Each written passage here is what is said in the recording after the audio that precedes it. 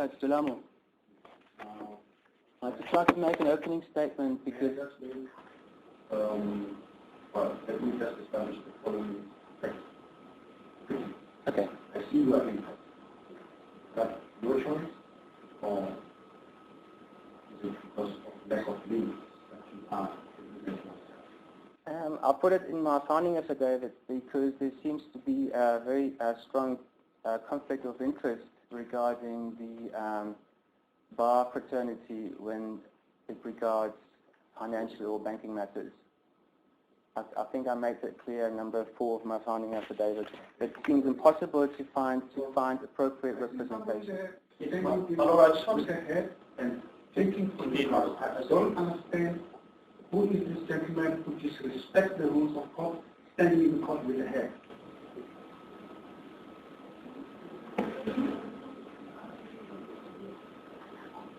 Seems. Well, this is a public court. Is it not a people's court? The court operates according to certain. I'm looking the gentleman at the back. I'm not sure whether he is part of this proceedings or not. He's standing there in court with a head on, which is not normal. Okay, then we can ask him maybe to take his head off. Would that? He's in with you. He is part of a group of friends that is here for support. Ask your friends to conduct the Greg, would you mind taking your head off? It is a protocol. Yeah. I'll take my video off as well. Thank you. I further establish from you whether you understand the rules of this court. Well, I don't stand under them, but I've read them. I've read them, quite a few of them. In the last 2 years, I've acquired quite a bit of comprehension and knowledge about what is going on in the court. And before, if we... In other words, you say you have read them, understand them, you will be able to conduct. To the best of my knowledge. And can I just, before we start, because I said I would want to establish the fact before I allow you. Okay. And this is still a process. So you're saying to me you will be able to conduct your own application without the assistance of a legal representative? Yes, to the best of my knowledge. But also because I did not see you in chambers before, which I think all other attorneys, when they approach a certain judge for the first time, have got the opportunity to introduce themselves, I would just like to make an opening statement that I, Jan of the family Lofeld, a people and sovereign, decree this court of record into session. The law of the case is common law, and the law is decreed by the sovereign. I'm not the legal fiction created by the government. I am a living man. I reserve all my rights. Thank you. Yes. Your application is for receipt before a judge. That's correct. Is it in terms of the common law? Is it in terms of political view? Or is it in terms of political law? Well, it obviously includes various aspects because we will argue about certain rules of the court, as in terms of 32.2 or 18.6, as mentioned in my supplementary affidavit. But it also regards a far bigger component, which is the massive fraud that is being conducted by the banks and by the banking sector, which we are, or hundreds of people, thousands of people, been trying to expose desperately throughout the last 2 years. And it was pointed out in the opposing affidavit that I did not mention in my affidavit that any fraud was conducted. And I think I made it clear in various points in my affidavit. We can go through it point by point. Because this is an important matter. This is not an important matter to me only. It's not about my house. It's about the people of this country. Yes. Well, I'd like to, should we go through the affidavit point by point? What? Who's affidavit will be responding? That's what this model. I'm here for the first response. It seems like this matter is going to be packaged. I think we can at the end of it. As what this is exactly now. Local. Well, I'm Jan. Thank you. Yeah.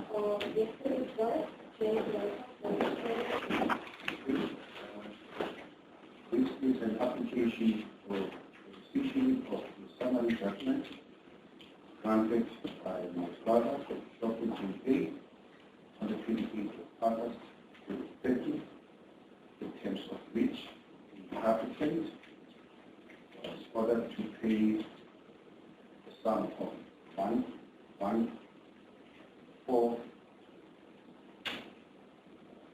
1,145,638.87 interest thereon and cost. This application is the third application brought by the applicant for the same purpose. The two previous applications were dismissed because no case or sufficient cost was shown for the relief assault. This present application is also opposed by the first respondent. In opposing this application, the first respondent filed an opposing affidavit imposed to by one Shabisa, in which heading of the affidavit reference is made to parties who are not involved in this matter. The applicant took issues with this, and in my view, correctly so. But I am of the view that this is not fatal to the affidavit that the respondent has filed. And for this reason, I condone such errors as they may appear in the affidavit. In order to put the application in its proper perspective, it is apposite to briefly look at the history of the matter. Today, April 2013, the first respondent instituted action against the applicant for payment of monies together with an order declaring the applicant's property executable. This action was defended, and the applicant instructed attorneys who on his behalf entered appearance to defend. After appearance to defend was entered, on or about 16 May 2030, the first respondent applied for summary judgment against the applicant. The applicant in the interim changed legal representatives, and at that stage was represented by a firm of attorneys known as Lidless and Lidless and Associates. Lidless is spelled L-I-L-D-L-E-S and Associates. After postponement, the matter was set down for hearing on the 28th of August 2030. On this day, there was no appearance for the applicant, nor was the applicant himself present. As a result, and in open court, the Judge President of this division held the application and gave judgment as per the court order. Subsequent thereto, the applicant brought an application for the rescission of this summary judgment, and it is not apparent from the papers filed of record in terms of which rule or whether it is in terms of the common law that this application was brought. It is tried law in an application for rescission of the summary judgment, especially under the common law, but where the court has considered the merits of the dispute before summary judgment was granted, decision can follow only on the limited ground of false fraud, dispute error, or under certain exceptional circumstances. For example, where new documents have been discovered that contradict those that were put before. It is furthermore tried law that where the court has considered answering affidavits or evidence before granting summary judgment, the court will then have to consider the merits of the case in its judgment, and this judgment cannot be held to be by default, even if there was no appearance of the defendant when the application It is my view on reading the papers filed by the applicant that no case for rescinding the summary judgment has been made on either grounds of fraud, business error, or exceptional circumstances that may justify such decision. Instead, the applicant has made disparaging remarks about judges of this division as well as the administration of justice in general. I am of the view that it is not necessary to recount those allegations. The contents thereof are on record, with any interested party may refer to the papers filed on record, if such party is reported to do so. The Constitution of the Republic of South Africa makes provision in Section 34 for the adjudication of disputes. This it does so in the following terms, and I quote: everyone has the right to have any dispute that can be resolved by the application of law decided in a fair public hearing before court, or where appropriate, another independent and impartial tribunal or forum. This important right has received corresponding obligation on the litigant. The litigant is expected to abide by the rules of the court or the forum in which to bring such a dispute for adjudication.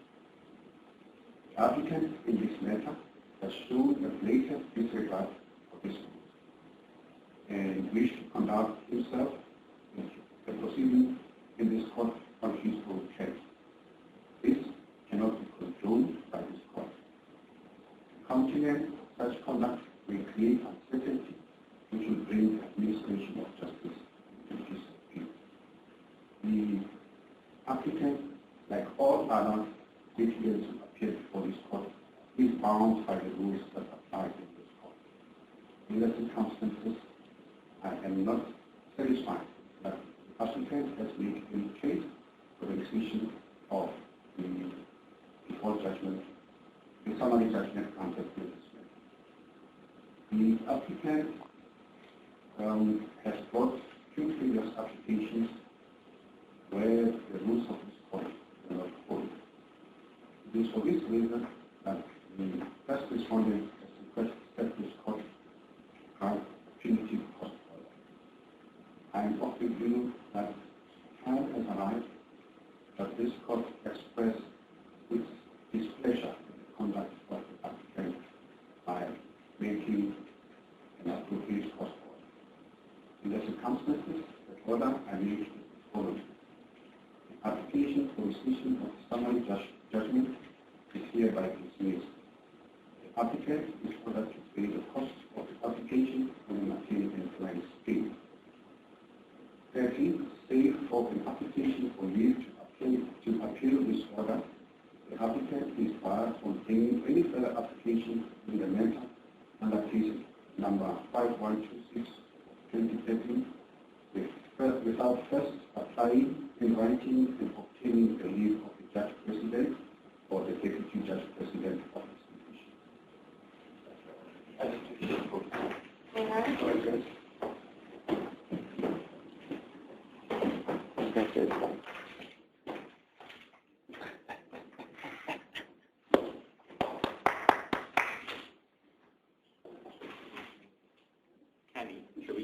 We go upstairs.